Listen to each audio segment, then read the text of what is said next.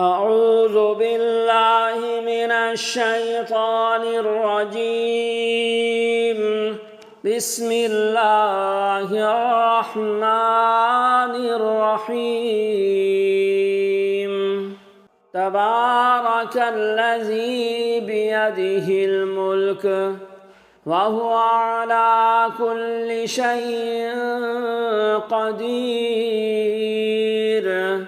الذي خلق الموت والحياة ليبلوكم أيكم أحسن عملا وهو العزيز الغفور. الذي خلق 7 سماوات طباقا ما ترى في خلق الرحمن من تفاوت فارجع البصر هل ترى من فطور ثم ارجع البصر كرتين ينقلب إليك البصر خاسئا وهو حسير. ولقد زينا السماء الدنيا بمصابيح وجعلناها رجوما للشياطين وأعتدنا لهم عذاب السعير. وللذين كفروا بربهم عذاب جهنم وبئس المصير. إذا ألقوا فيها سمعوا لها شهيقا وهي تفور تكاد تميز من الغيظ كلما ألقي فيها فوج سألهم خزنتها ألم يأتكم نذير قالوا بلى قد جاءنا نذير فكذبنا وقلنا ما نزل الله من شيء إن أنتم إلا في ضلال كبير. وقالوا لو كنا نسمع أو نعقل ما كنا في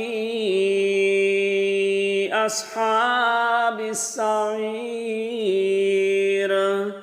فاعترفوا بذنبهم فسحقا لأصحاب السعير. إن الذين يخشون ربهم بالغيب لهم مغفرة وأجر كبير. وأسروا قولكم أو اجهروا به إنه عليم بذات الصدور. ألا يعلم من خلق وهو اللطيف الخبير. هو الذي جعل لكم الأرض ذلولا فامشوا في مناكبها وكلوا من رزقه وإليه النشور. أأمنتم من في السماء أن يخسف بكم الأرض فإذا هي تمور أم أمنتم من في السماء أن يرسل عليكم حاسبا فستعلمون كيف نذير.